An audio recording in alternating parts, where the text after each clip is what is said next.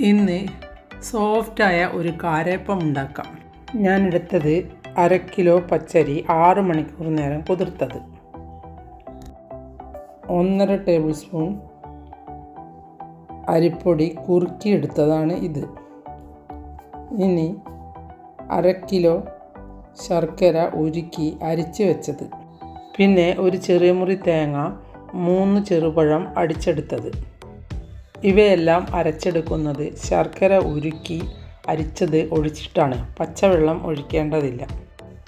പിന്നെ 10-12 ഏലക്കായ പൊടിച്ചത്, ഒരു നുള്ള് ഉപ്പ്, ഒരു ചെറിയ മുറി കൊപ്ര പശുവിൻ നെയ്യിൽ വറുത്തെടുത്തതും 1 ടേബിൾ സ്പൂൺ എള്ളുമാണ് വേണ്ടത്.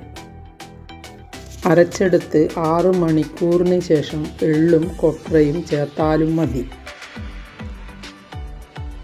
ഇനി ഇതെല്ലാം ഒന്ന് നല്ലതുപോലെ ഇളക്കി ചൂടായ എണ്ണയിലേക്ക് ഒഴിച്ചു കൊടുക്കാം.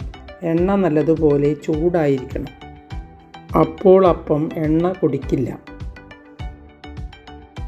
ഇനി അപ്പം പൊട്ടി പുറത്തോട്ട് വരുമ്പോൾ നമുക്ക് മറിച്ചിട്ട് കൊടുക്കാം. മാവൊഴിച്ച് പൊങ്ങി വരുമ്പോൾ തന്നെ സ്റ്റൗ മീഡിയം ഫ്ലെയിമിൽ വയ്ക്കാം. ഇനി ഇത് 2 ഭാഗവും വെന്ത് കഴിഞ്ഞാൽ നമുക്ക് എടുക്കാം. അപ്പം നോക്കൂ, സോഫ്റ്റാണ്.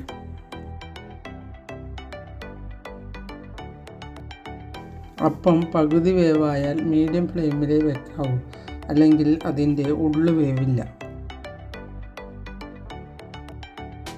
ഇത് ഞാൻ പൊട്ടിച്ച് കാണിച്ചു തരാം.